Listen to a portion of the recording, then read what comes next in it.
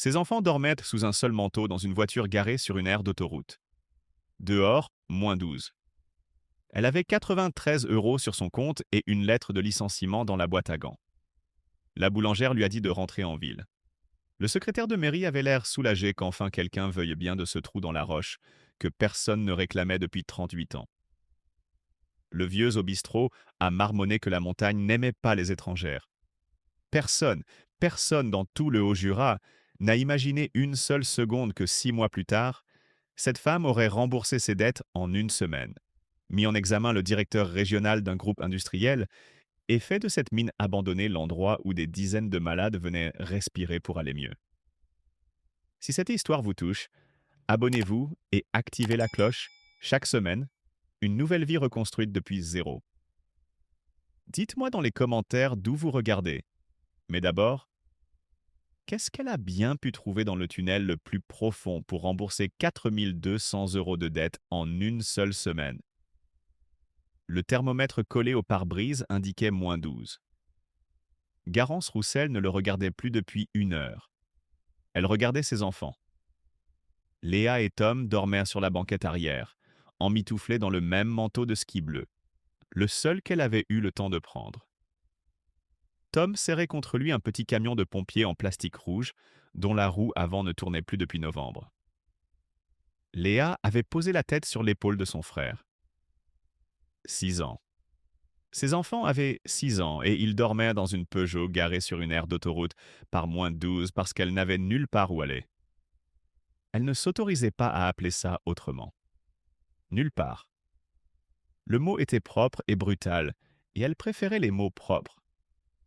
Elle avait coupé le moteur à minuit pour économiser le carburant. Le froid entrait maintenant par les joints de portière, par le plancher, par les vitres couvertes de givre à l'intérieur. Ancienne capitaine de la sécurité civile, unité GRIMP, les spécialistes de la grimpe et du sauvetage en hauteur, elle connaissait les protocoles hypothermiques. En dessous de -10, protégez les extrémités. En dessous de -15, bougez. Elle soufflait dans ses mains jointes, les ramenait sous ses cuisses, recommençait. Elle avait 43 € et des poussières dans son portefeuille. 3 semaines plus tôt, le colonel Marchetti avait posé sur son bureau un rapport de 4 pages. Fuite de saumure industrielle dans les captages du secteur de Dole. Contamination confirmée en interne. Le rapport demandait à être signé, un rapport qui disait que les mesures étaient conformes alors qu'elles ne l'étaient pas, que la fuite était mineure alors qu'elle couvrait 2 kilomètres de nappe. Garance avait lu 2 fois. Elle avait demandé au colonel si c'était une erreur de rédaction. Ce n'était pas une erreur de rédaction, elle n'avait pas signé. Une semaine après, convocation pour réorganisation des effectifs, rétrogradation administrative, puis licenciement dans les formes légales. L'appartement de fonction libéré sous 15 jours. L'avocat commis d'office avait expliqué, avec une franchise rare, que contester prendrait 2 ans et coûterait 20 000 € qu'elle n'avait pas. Elle avait rendu les clés le 14 janvier. À 5 heures du matin, elle sortit dans le froid et traversa la salle d'un café routier qui venait d'ouvrir. Elle commanda un chocolat chaud, un seul, pour les enfants. Il y avait un journal abandonné sur la table voisine. L'Est républicain. Elle le prit sans y penser, feuilleta distraitement. Page 12, petites annonces. Elle parcourait les colonnes sans vraiment lire. Et puis, encadrée d'un filet noir, commune de Saint-Géry en Salincède, mine de la Vouivre. Accès et bâti, 70 €. Vente en l'état. S'adresser à la mairie les lundis et mercredis, 9 h, 12 h. Garance relut. Une deuxième fois, une troisième, plus lentement. 70 €. Elle avait 93 € sur son compte. Il était lundi. La mairie ouvrait dans 4 heures. Elle sortit son carnet de terrain et recopie l'adresse à la main. Puis elle plia le journal, régla le chocolat chaud et retourna à la voiture. Ses enfants se réveillèrent quand elle remit le moteur. Léa demanda si on allait à l'école. Tom tint son camion de pompier à bout de bras et fit vroom, tout bas, poliment. Garance prit la direction du Haut-Jura. La route nationale laissa place à une départementale, puis à une route de montagne entre des murs de sapins lourds de neige. Des panneaux rouillés des salines royales d'Arc-et-Senans jalonnèrent le chemin. Ces immenses salines du XVIIIe siècle conçues par l'architecte Ledoux, classées au patrimoine mondial, qui dormaient sous la neige en hiver. Le village de Saint-Géry-en-Salins apparut après un virage en épingle. 312 habitants indiquaient le panneau à l'entrée. Une rue principale avec une boulangerie dont le volet roulant était à moitié baissé. Une épicerie fermée. Une église romane dont le clocher disparaissait dans le brouillard bas. Et la mairie, une maison commune du XIXe siècle, drapeau tricolore décoloré, avis officiel plastifié sur la porte vitrée. Garance se gara, laissa les jumeaux dans la voiture et poussa la porte. Le secrétaire de mairie s'appelait Gérard Pernaut. 50 ans, pull beige, lunettes sur le bout du nez. Quand Garance posa le journal sur son bureau et pointa l'annonce du doigt, il eut une expression qu'elle n'attendait pas. Du soulagement. « Vous venez pour la vouivre, dit-il. » Enfin. Il sortit un dossier épais.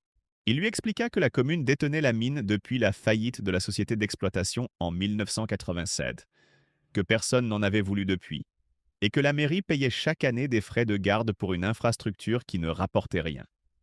Il y a un bâti, la maison du gardien, 60 mètres carrés, eau courante, électricité, poêle à bois. En dehors de ça, on n'est pas entré dans la galerie depuis l'accident. Quel accident? Il hésita. La hésitation de quelqu'un qui a décidé depuis longtemps de ne pas en parler.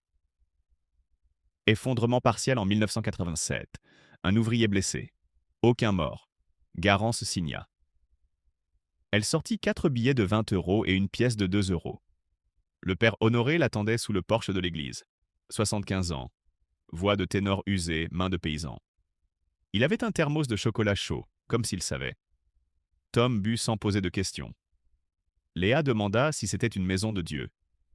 Oui, dit le père Honoré. Et d'autres aussi. Il remit à Garance un trousseau de clés plus ancien, marqués au vernis rouge. Avant qu'elle parte, il posa une main brève sur son bras. Ma fille, on ne va plus là-bas depuis l'accident. Mais peut-être qu'il fallait quelqu'un comme vous. Au bistrot du village, 3 hommes occupèrent le comptoir. Ils se turent en voyant entrer Garance. L'un d'eux, casquette à carreaux, moustache, dit distinctement. La vouivre n'aime pas qu'on la dérange. Léa leva les yeux de son chocolat. C'est quoi, une vouivre? Une légende du coin, dit Garance. Un animal de l'histoire. La maison du gardien se trouvait à 400 mètres du village, au bout d'un chemin que la neige avait presque effacé. Pierre grise, toit de lauze, volet fermé. Derrière, la montagne s'élevait abruptement, et dans la roche, une porte de fer scellée par un cadenas. Garance ouvrit la maison. Odeur de moisi et de bois froid. Table, 2 chaises, poêle à bois, étagère avec des bocaux vides. Et au mur, au-dessus de l'étagère, un calendrier, image d'une fromagerie enneigée. En bas, 1987, encore ouvert sur le mois de mars. Sur la table, une tasse de café, vide et propre. La pose exacte de quelqu'un qui s'apprêtait à revenir et qui n'est pas revenu. Léa alla droit au poêle et posa ses 2 paumes sur la fonte froide. On habite là? Pour l'instant, dit Garance. Cette nuit-là, elle ne dormit pas. Les jumeaux étaient dans le lit du bas, serrés sous 2 couvertures et le manteau de ski bleu. Garance inspecta chaque pièce à la lampe torche, nota l'état des joints, compta les bûches dans le bûcher. Elle avait appris ça à l'école de formation de Valabre. Dresser l'inventaire de ce qu'on a, pas de ce qu'on n'a pas. Ce qu'elle avait, un toit, un poêle, de l'eau, de l'électricité. Une propriété légale. Un peu moins de 23 €. À minuit passé, elle prit sa lampe torche et sortit. Le froid la saisit. -12, peut-être -15. Des étoiles par milliers au-dessus des sapins. Elle ouvrit la porte de fer avec la clé du père Honoré. Le grincement traversa la nuit. L'air changea immédiatement. Elle s'arrêta. Respira. Elle sortit le petit thermomètre de terrain accroché à sa veste. Elle attendit 30 secondes. 12 degrés. +12, constant. En plein mois de janvier, par -12 dehors. Elle avança sur une vingtaine de mètres, lampe levée. Roches gris-beige, calcaire et sel mêlés. Des cristaux de halite affleuraient par endroits, captant la lumière. Le sol était sec, sableux. Elle mesura l'hygrométrie.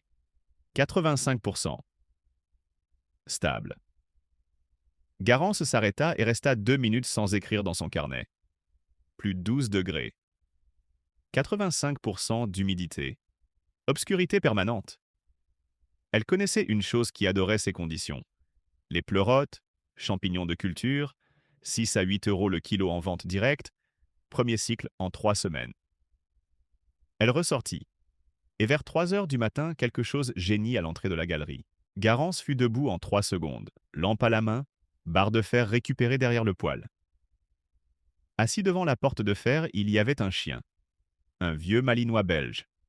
Pelage fauve terne, côte visible, oreille gauche déchirée. Sur son poitrail, une longue cicatrice ancienne, une vieille blessure de service. Son œil droit regardait Garance avec une fixité tranquille. Son œil gauche était légèrement voilé. Elle s'accroupit, main tendue, paume vers le haut. Il la renifla sans avancer. Il sentait la forêt et la neige fondue et un vieux relent de désinfectant. Un chenil ou une salle de vétérinaire. Pas de plaque. Une puce électronique impossible à lire sans lecteur. Derrière elle, la porte de la maison s'ouvrit. Tom, en pyjama et chaussettes, se planta sur le seuil. Il regarda le chien. Le chien regarda Tom. Quelque chose de silencieux passa entre eux. « Maman » dit Tom. « Il s'appelle Ourson. » Le nom resta. Garance n'avait pas les moyens de nourrir un chien. Mais Tom avait déjà récupéré la couverture du bas du lit et la déposait devant le seuil. Puis il rentra, sans discussion, et se rendormit. Ourson flaira la couverture. Il ne s'allongea pas dessus. Il alla se placer devant la porte de fer de la galerie, s'assit sur le sol gelé et fixa le noir de l'entrée.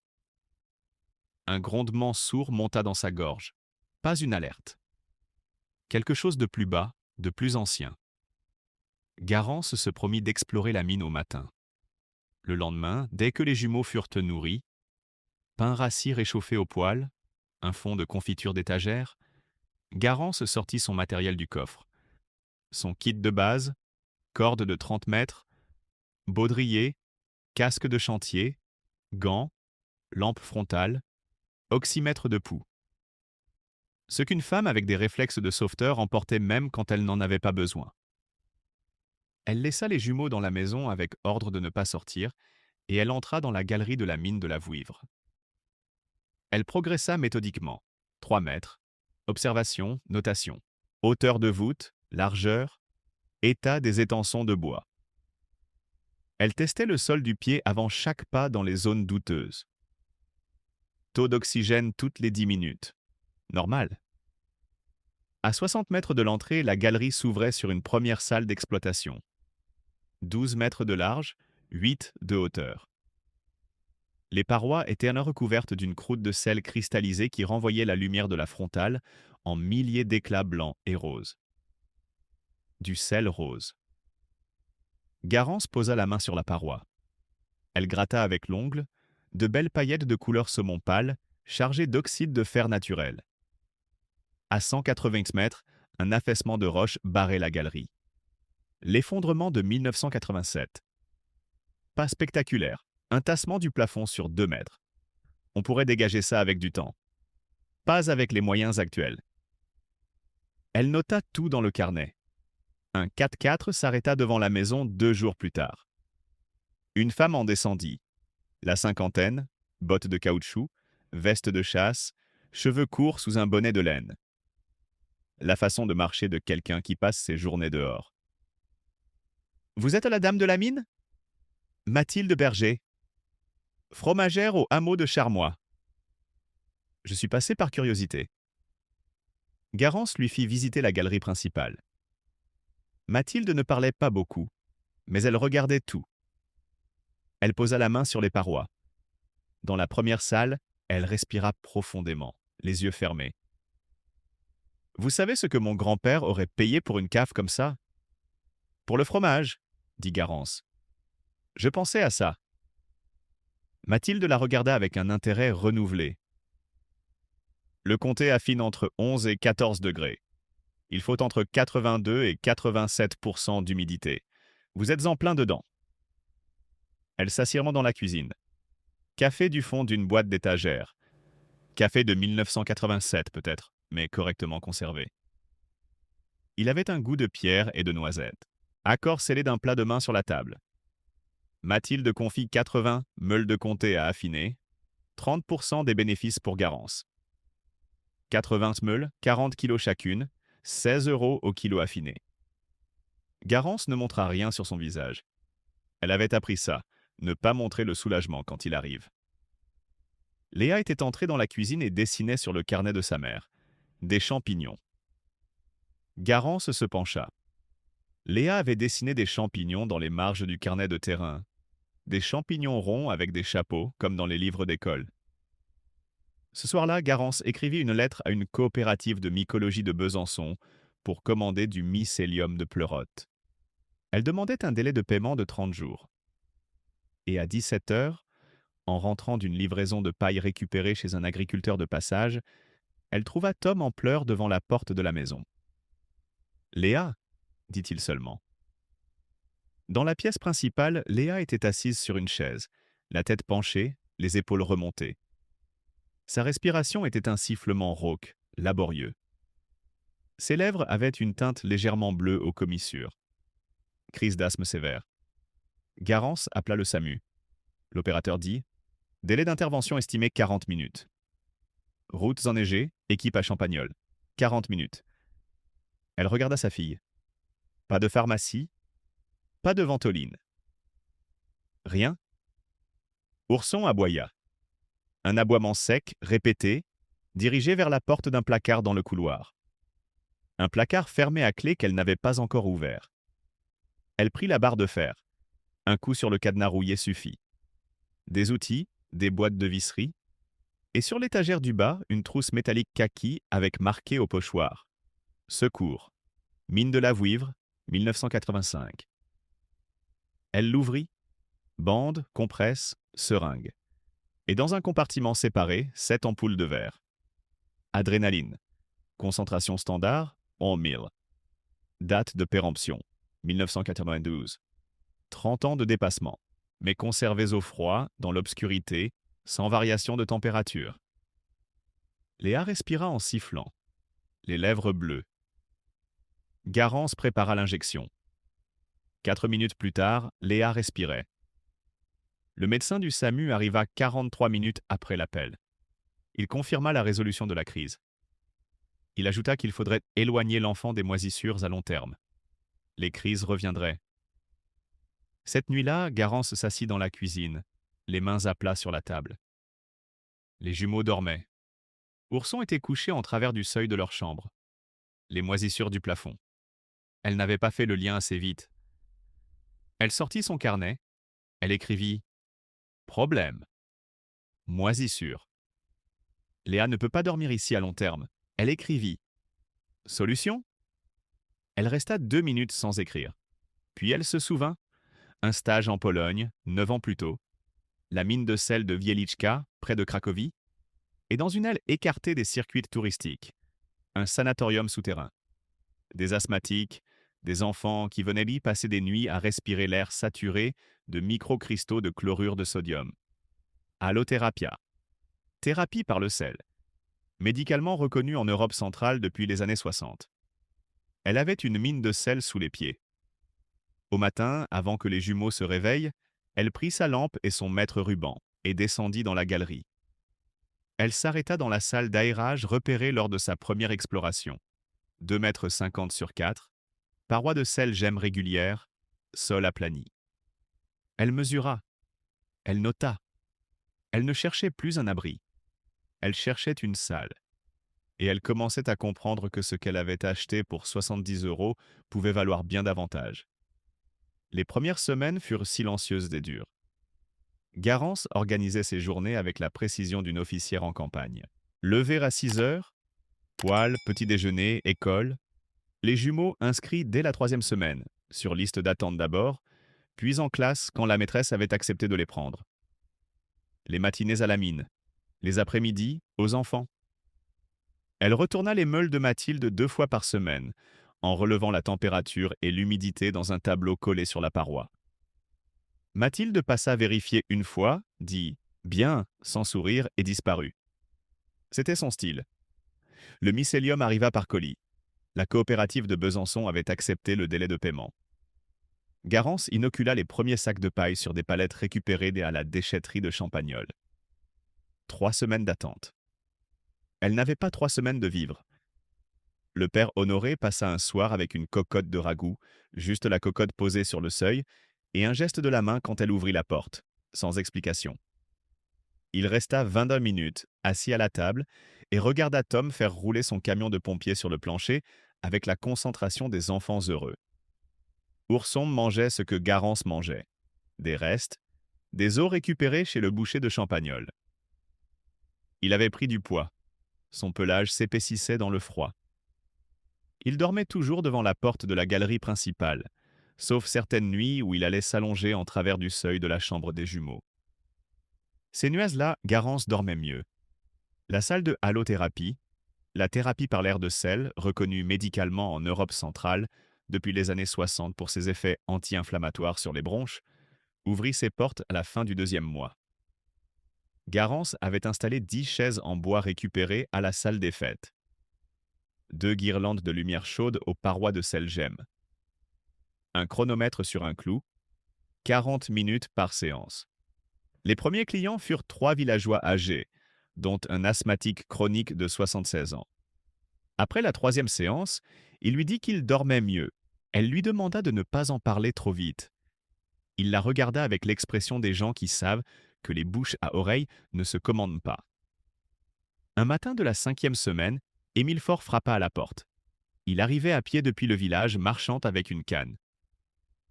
80 ans passés, dos légèrement voûté, tête droite, yeux d'un gris très pâle qui regardait les choses avec soin. J'ai entendu au bistrot qu'une femme avait acheté la mine. J'ai voulu attendre un peu avant de venir.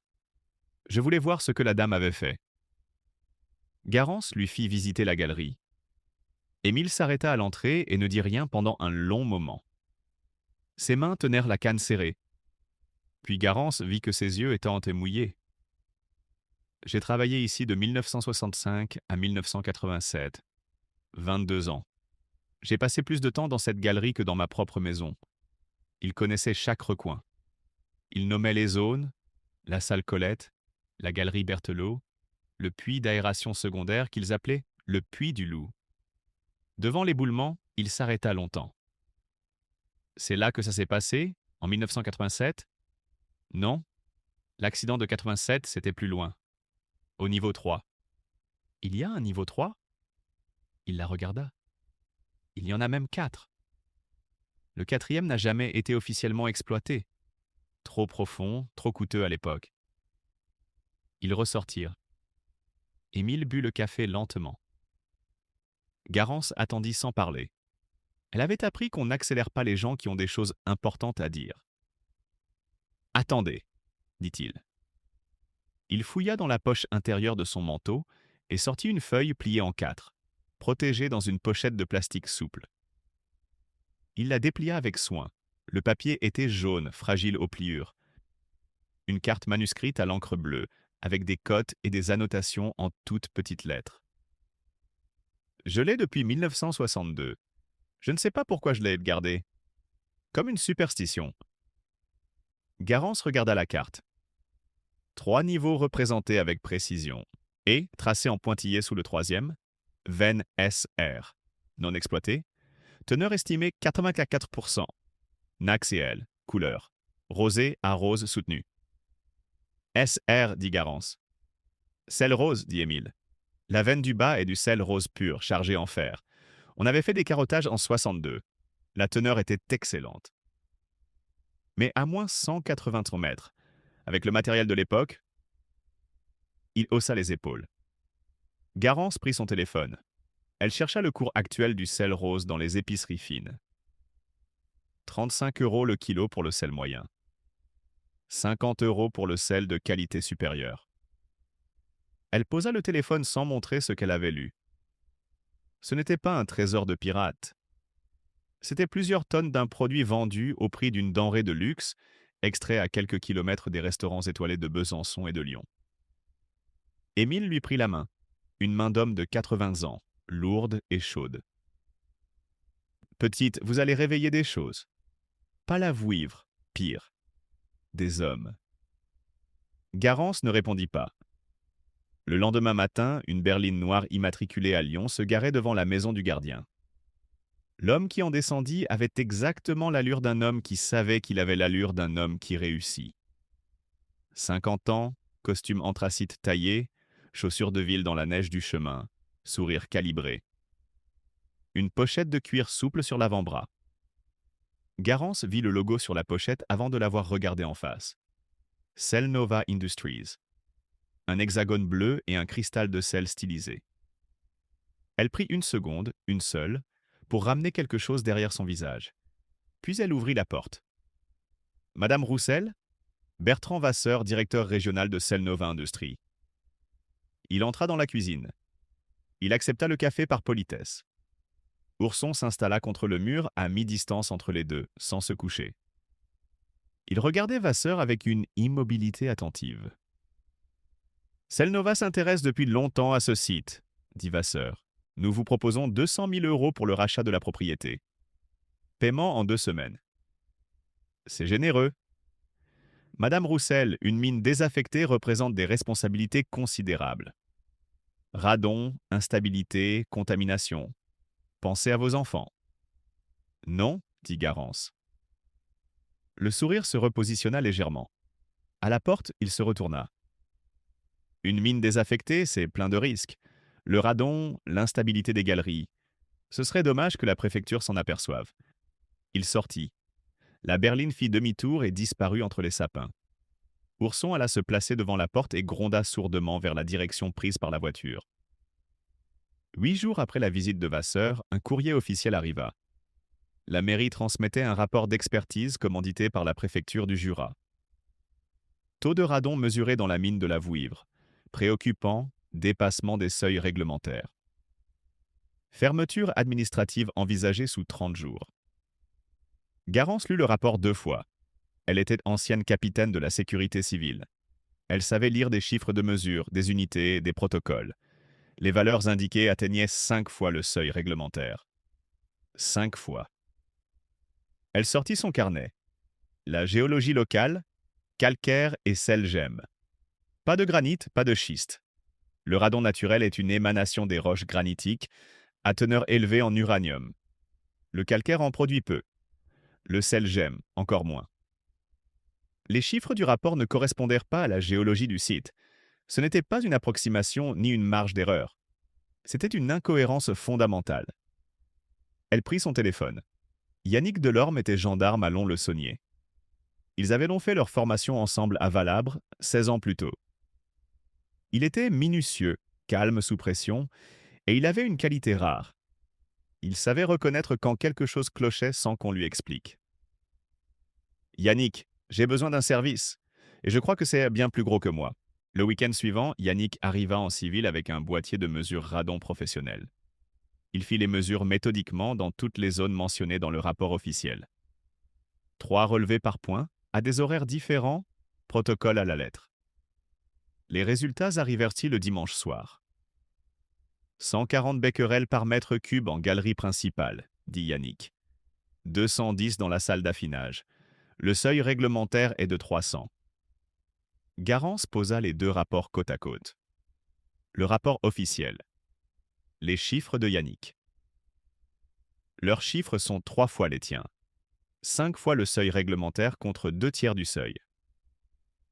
Oui? Yannick chercha le nom du laboratoire qui avait produit l'expertise.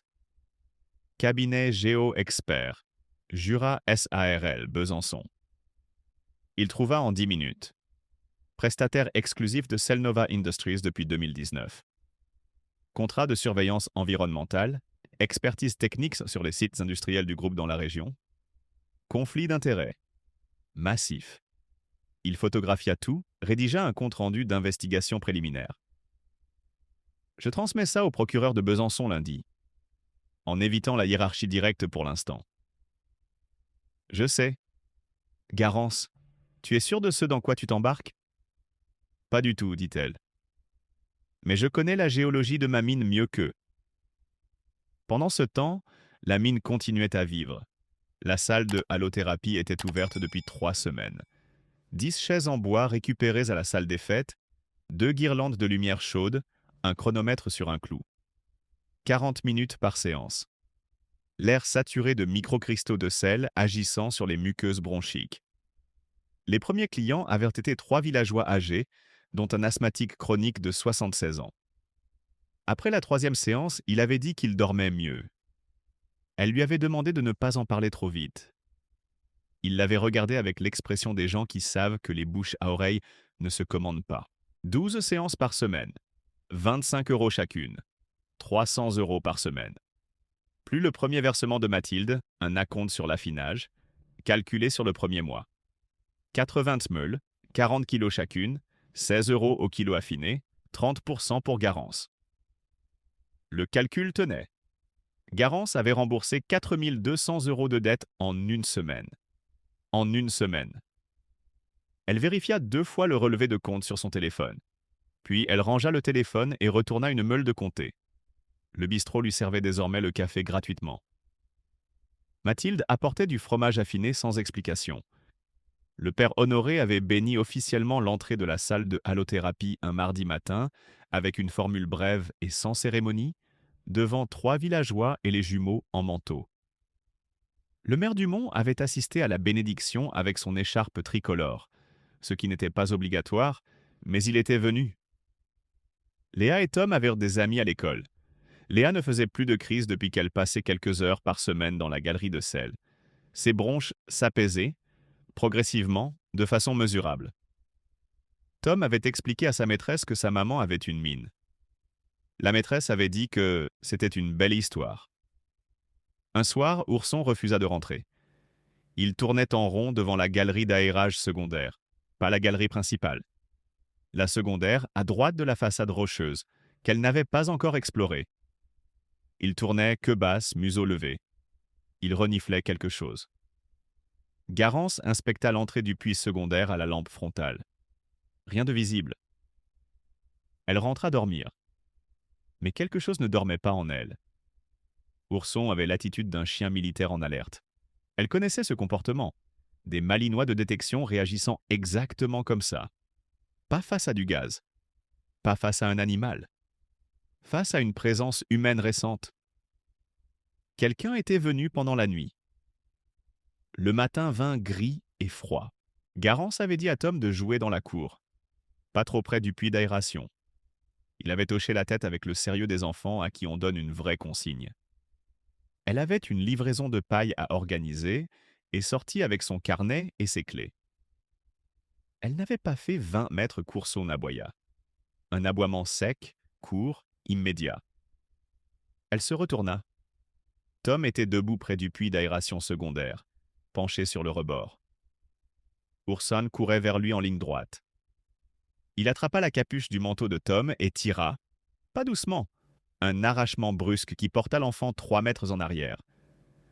2 secondes après, une masse de roche s'affaissa sur le rebord du puits. Un tassement brutal, précis. La terre trembla une seconde. Un nuage de poussière monta. Tom était assis dans la neige. Il regardait la poussière. La peur venait maintenant, visible sur son visage sous la forme d'un tremblement de menton. Ourson saignait à l'épaule droite.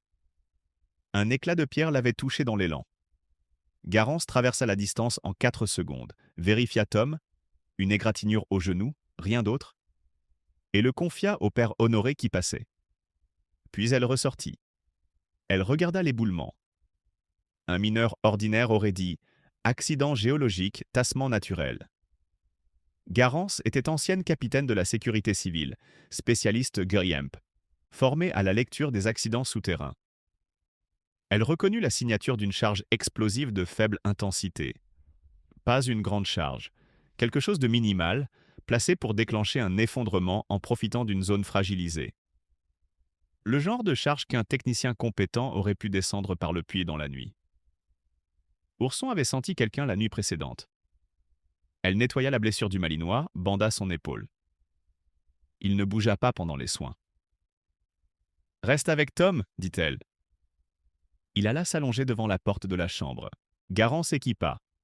Baudrier, corde, casque, oxymètre, lampe frontale, boîte hermétique en plastique, et descendit dans le puits effondré. Elle fit la descente en rappel sur les 4 premiers mètres, puis à pied sur des blocs instables. La poussière était encore présente. Elle attendit 5 minutes que l'air se stabilise. La galerie secondaire était partiellement obstruée. Mais au-delà de l'obstruction, là où la charge avait cédé le plafond, une cavité était apparue. Pas une galerie aménagée, une cavité naturelle que l'éboulement avait ouverte. Et dans cette cavité, coincée entre la roche tombée et la paroi, une berline minière, un petit wagon sur rail de l'ancien réseau d'exploitation. Rouillé, les rousses bloquées. Elle était chargée, des classeurs, des chemises cartonnées, des documents protégés du temps par la stabilité de la température et l'obscurité. Elle prit le premier classeur, l'ouvrit avec ses gants. Des tableaux de mesure, des relevés techniques, des courriers administratifs. Elle lut les en-têtes. Cell Industries SA, siège social, Lyon. Des dates 1984, 1985, 1986, 1987. Des intitulés Rapport d'évacuation résidus Galerie Bay. Bilan mensuel, déversement saumure chargée. Nappe phréatique secteur nord. Suivi mensuel, confidentiel. Elle comprit. Elle sortit son téléphone et photographia chaque page, méthodiquement, en vérifiant la netteté de chaque cliché. Des décennies de rejets illégaux de résidus chimiques dans les nappes phréatiques du Haut-Jura. Une contamination documentée en interne, dissimulée pendant 38 ans, sous une société qui avait changé de nom par fusion successive. Cell Industries SA devenue Salin Concept, devenue Cellnova Industries. Elle remonta 2 trésors dans la lumière du soir. Un détonateur dans la boîte hermétique, la preuve de l'explosion, et une chemise cartonnée bleue, marquée au stylo noir. Confidentiel. Direction. Elle ne dormit pas cette nuit-là. Elle photographia chaque page, chaque tableau, chaque signature. À 5 heures du matin, elle envoya tout par mail à Yannick Delorme et aux journalistes du Monde dont elle avait noté le nom la semaine précédente, après avoir lu son article sur les pollutions industrielles non déclarées en zone rurale. Elle posa le téléphone. Elle s'assit les mains à plat sur la table. Dehors, Ourson traversa la cour en boitant légèrement de l'épaule droite, fit un tour devant la galerie et vint s'asseoir sous la fenêtre de la cuisine. Il posa son museau sur ses pattes. Un chien qui attendait le matin. Le printemps vint lentement dans le Haut-Jura. Les sapins gardèrent leur neige jusqu'en mars. Les routes de montagne ne séchèrent vraiment qu'en avril. Mais un matin du début de mai, il y avait des primes verts jaunes dans la prairie qui bordait le chemin de la mine. Discrètes, entre les cailloux, sans que personne le leur ait demandé. Bertrand Vasseur avait été mis en examen pour pollution aggravée, faux et usage de faux, et tentative de mise en danger de la vie d'autrui. Garance l'avait appris par un SMS de Yannick, un vendredi à 17h, laconique comme toujours. Vasseur en garde à vue. Dossier solide. Tiens bon. L'article du Monde avait occupé une colonne entière en page 1, 3 semaines après les faits. Cellnova Industries, 40 ans de pollution dissimulée dans le Jura. Il avait été partagé par des milliers de personnes le premier jour. Des journalistes de la radio nationale avaient appelé. Garance avait donné un seul entretien, court, depuis la cuisine de la maison du gardien rénovée. Le conseil municipal de Saint-Géry avait voté à l'unanimité. 5 voix sur 5, le maire Dumont les yeux rouges pendant la séance. Le transfert officiel et gratuit de la propriété complète de la mine à Garance-Roussel, en reconnaissance des révélations sur la pollution historique du site. Une procédure extraordinaire, légalement possible dans le cadre d'un intérêt général reconnu. L'indemnisation civile en cours contre Cellnova Industries représentait plusieurs centaines de milliers d'euros attendus au terme de la procédure. Garance ne comptait pas dessus avant qu'ils arrivent. L'enseigne avait été peinte par Céline, la nièce de Mathilde, un samedi matin de mars. celle de la vouivre. Lettre blanche sur fond bleu de la porte, au-dessus de la maison du gardien rénovée. Garance avait regardé longtemps sans rien dire. Céline avait nettoyé son pinceau et était repartie sans faire de commentaires, ce qui était son style. Il y avait 3 employés du village maintenant. Céline pour l'affinage et la logistique. Théo, un jeune homme du hameau voisin, pour les travaux de consolidation et d'entretien de la galerie. Et Yvette, 60 ans, qui gérait les réservations pour la halothérapie depuis une table dans la cuisine rénovée, avec un carnet et un stylo.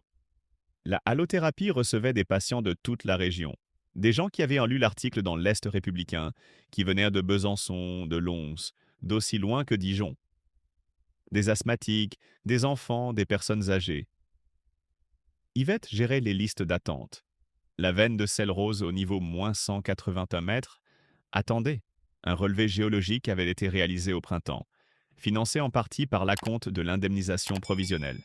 Ce soir-là, Léa et Tom rentrèrent de l'école à 17h30, cartable sur le dos, chaussures trempées de boue de printemps, joues rouges d'avoir couru. Tom portait toujours le petit camion de pompier en plastique rouge, dans la poche de son manteau. Il avait dit à Garance la semaine passée qu'il voulait être secouriste comme sa maman. Elle lui avait demandé pourquoi. Parce que les secouristes, ils savent quoi faire quand ça va mal. Et quand ils savent quoi faire, les autres ont moins peur. Garance n'avait pas ajouté grand-chose à ça. Léa n'avait pas fait de crise d'asthme depuis 8 mois. 8 mois et 6 jours exactement. Garance comptait encore les jours par habitude. Elle avait arrêté de compter vers le 5e mois, puis avait recommencé sans s'en apercevoir. Peut-être qu'elle arrêterait définitivement un jour. On a dessiné une mine à l'école, dit Léa en posant son cartable. La maîtresse nous a demandé de dessiner notre maison. Et tu as dessiné la mine? J'ai dessiné les deux, la maison et la mine. J'ai dit que c'était pareil. Mathilde apporta une meule affinée pour le dîner à 18h. Elle la posa sur la table et repartit sans s'asseoir. À 19h, les jumeaux dormaient. La maison sentait le bois chaud et le fromage, et quelque chose que Garance ne savait pas nommer. La continuité peut-être. L'odeur des maisons qui ne s'interrompent plus. Elle sortit dans le soir. Le ciel du Haut-Jura au coucher du soleil en mai était une chose qu'elle n'avait pas vue avant de venir ici. Un ciel large, légèrement rosé au relief, les crêtes boisées découpant l'horizon de leurs lignes sombres. Le silence n'était pas un silence de ville, pas une absence de bruit, mais une présence de sons distants. Un oiseau, le souffle du vent dans les sapins, quelque chose d'eau qui coulait quelque part en contrebas. Théo avait installé un banc en bois peint en vert devant la mine, au printemps, sans que personne le lui ait demandé. Garance s'y assit. Ourson arriva depuis la galerie, traversant la cour en boitant légèrement de l'épaule droite. La blessure de Pierre était guérie depuis des mois, mais il gardait cette claudication. Pas assez pour le gêner, juste assez pour la rappeler. Son museau avait grisonné. Il avait l'air d'un vieux chien qui a décidé de s'installer quelque part et qui ne compte pas bouger. Il posa son museau sur les genoux de Garance. Elle lui caressa la tête. Il ferma les yeux. Sur la route, au loin, une silhouette passa à vélo. Le père Honoré, reconnaissable à son manteau trop grand. Il leva une main pour saluer sans s'arrêter. Le geste d'un homme qui passait depuis toujours par ce chemin et qui comptait bien continuer. Le vent traversa les sapins. Ce bruit particulier des soirs de mai en montagne, un bruissement long, montant et descendant, comme une respiration.